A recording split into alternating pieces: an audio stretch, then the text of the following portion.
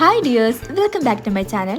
വളരെ cute and elegant ആയ നമുക്ക് എളുപ്പത്തിൽ ഉണ്ടാക്കാൻ പറ്റിയ ഒരു ഹാങ്ങിങ് ഹോം ഡെക്കറാണ് നമ്മളിന്ന് ചെയ്യാൻ പോകുന്നത്. ഇതിനാവശ്യമായിട്ടുള്ളത് ഓരോ അളവിലുള്ള 3 പീസ് കാർഡ്ബോർഡാണ്.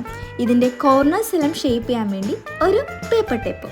കാർഡ്ബോർഡിൻ്റെ കോർണേഴ്സ് എല്ലാം പേപ്പർ ടേപ്പ് ഉപയോഗിച്ച് ഷേപ്പ് ചെയ്ത ശേഷം നമ്മളിതിന് ഒരു വൈറ്റ് ബേസ് കോട്ട് അടിക്കാൻ വേണ്ടിയാണ്.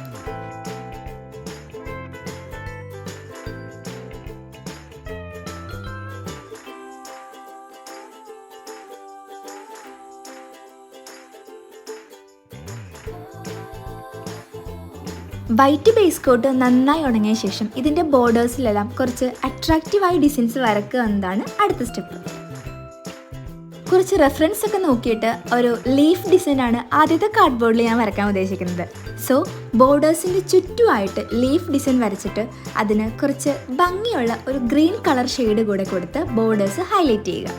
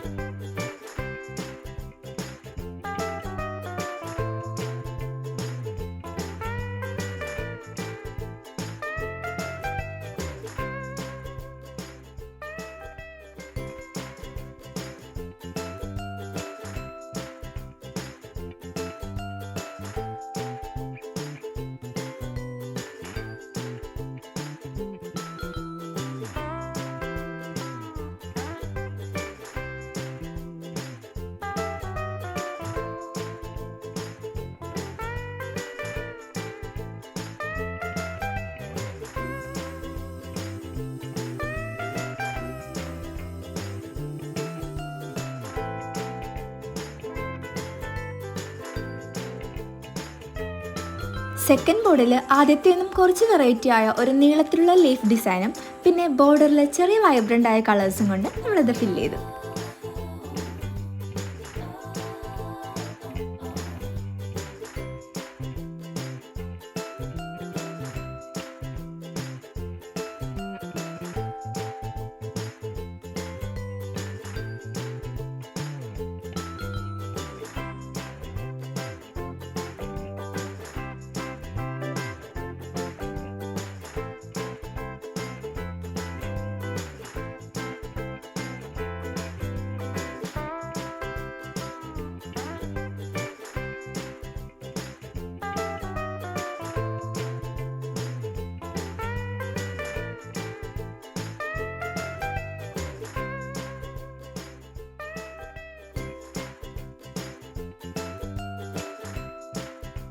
മൂന്നാമത്തെ കാർഡ്ബോർഡിൽ നമ്മൾ വളരെ ക്യൂട്ടായ ഹാർട്ട് ഡിസൈൻസ് വരച്ചിട്ട് ഹാർട്ട് ഡിസൈൻ ആയതുകൊണ്ട് തന്നെ റെഡ് കളർ വെച്ച് നമ്മളിത് ഹൈലൈറ്റ് ചെയ്തു.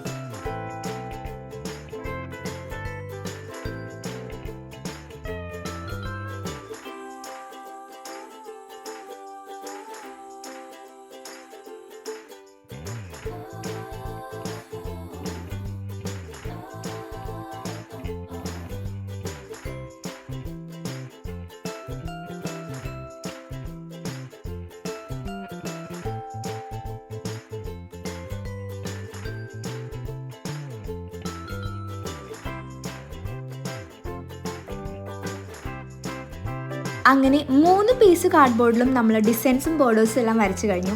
ഇതാണ് ആ പീസസ്. ഇനിയാണ് ബാക്കിയുള്ള എഴുത്തുകുത്ത് പരിപാടികൾ.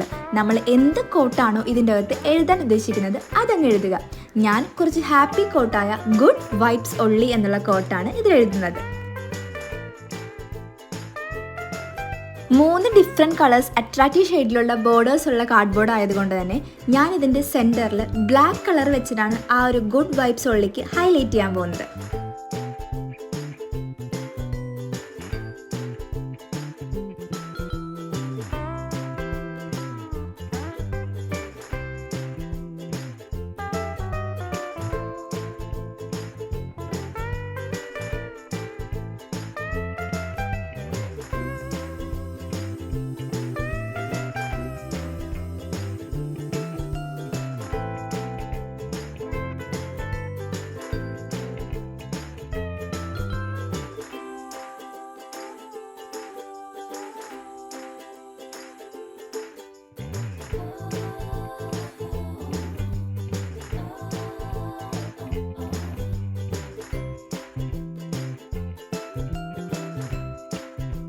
ഇതിൻ്റെ ലാസ്റ്റ് സ്റ്റെപ്പ് എന്ന് പറയുന്നത് ഒരു വൈറ്റ് കട്ടിയുള്ള കോട്ടൺ ചരടിൽ ഇതൊന്ന് സ്റ്റിക്ക് ചെയ്ത് വെക്കുക.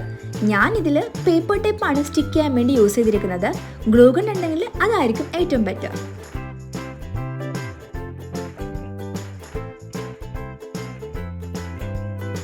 And this is the final result.